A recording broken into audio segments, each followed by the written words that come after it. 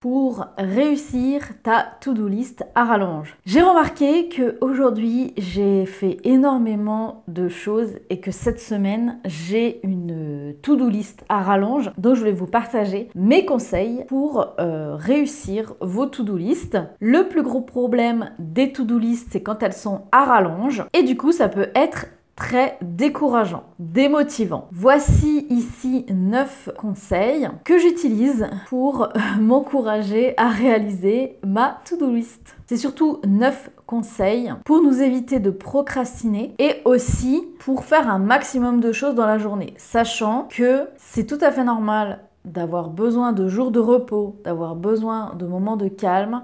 Si vraiment vous n'êtes pas en forme pour accomplir ce que vous avez à faire dans votre journée, ne forcez pas non plus les choses. Mais ici, ce sont 9 conseils que j'utilise régulièrement pour faire un maximum de choses dans mes journées. Notamment avec ce défi de 365 jours de vidéo, eh bien, il y a des priorités à mettre. Conseil numéro 1, c'est d'être en forme. C'est-à-dire, basique, prendre soin de soi, un bon sommeil, des repas équilibrés, parce que, évidemment, si on a une liste à rallonge et qu'on est fatigué, on va être vite découragé. Conseil numéro 2, c'est pas de téléphone du tout le matin. Vous le laissez en mode avion ou vous ne touchez pas du tout au téléphone parce que en fait c'est notre pire ennemi qui nous fait perdre le plus de temps. Conseil numéro 3, c'est d'alterner les moments de focus et les moments de récréation. Alors ça fait un peu scolaire dit comme ça, mais en fait c'est surtout d'alterner les choses où vous devez vraiment être concentré dans ce que vous avez à faire qui va vous demander de l'énergie, de la concentration, et les moments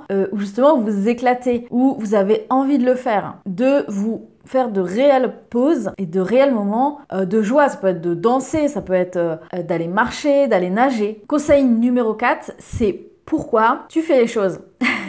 En fait, souvent on fait des listes de choses et on ne sait pas pourquoi on doit les accomplir. En fait, la procrastination, souvent ça vient de ça vient d'un manque de vision. Parce que on manque de priorité. Et du coup, si par exemple, créer une vidéo, c'est important pour vous dans vos objectifs de vie, parce que vous avez la vision d'aider un maximum de gens, par exemple, et bien tout de suite, ça va vous motiver à passer à l'action. Et le pourquoi que vous le faites, c'est aussi pourquoi ça vous tient à cœur de le faire. Pourquoi c'est important pour vous. Par exemple, aujourd'hui, j'ai noté beaucoup de choses.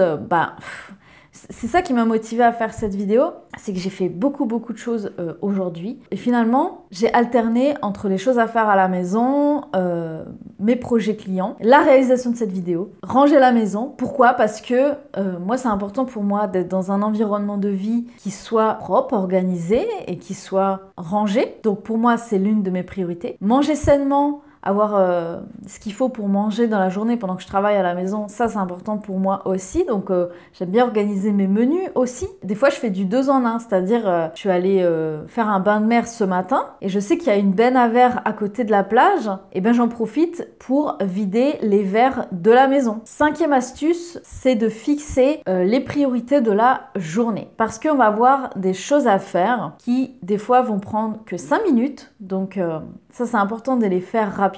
Et il y a des choses que vous savez, ça va vous prendre du temps, voire ça va vous prendre plusieurs jours. Donc vous ne mettez pas non plus de gros objectifs, gros objectifs dans la journée, parce que si on ne les remplit pas, on peut avoir cette frustration. Notez vos objectifs que vous avez envie de réaliser dans la journée avec un temps aussi de réalisation. Astuce numéro 6, vous allez dire c'est bizarre, c'est pas de tout noter non plus. Une to-do list, notez simplement les choses importantes. Et vous allez voir que dans votre journée, vous allez pouvoir rajouter vous allez rajouter des choses dans votre to-do list sans forcément avoir à les noter. Par exemple, là, il y avait besoin de vider le lave-vaisselle. C'est quelque chose que j'ai fait. J'ai pris le temps de lancer une lessive. C'est quelque chose que j'ai fait alors que j'avais pas noté. En revenant de la plage, j'ai un petit coup balayé devant la porte. C'est des choses qu'on peut rajouter. C'est important, comme les moments de récréation finalement aussi, de se laisser de la place dans son agenda. Plus vous allez remplir les cases et plus vous allez vous mettre beaucoup de choses sur le dos. Donc ça, c'est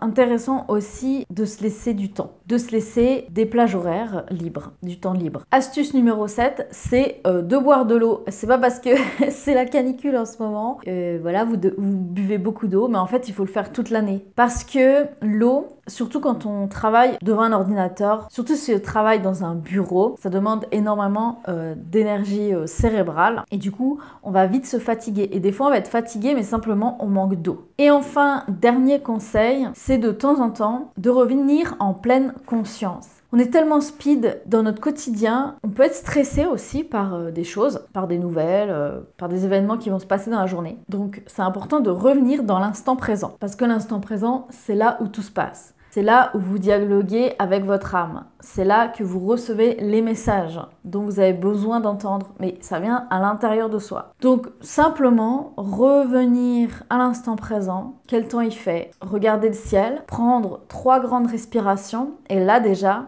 ça va énormément vous aider à vous concentrer sur l'essentiel. Je réalise un défi d'une vidéo par jour pendant 1 an, donc je vous invite à vous abonner. Et l'objectif de ce défi, c'est de voir comment on peut évoluer en 1 an. Et j'ai envie de documenter ça. Voilà. Il n'y a plus qu'à, bon courage, allégez aussi vos to-do list. Mais en même temps, quand on a des objectifs ambitieux, eh bien c'est important aussi de s'organiser et d'avoir des objectifs de cœur, d'avoir des objectifs qui sont importants pour nous.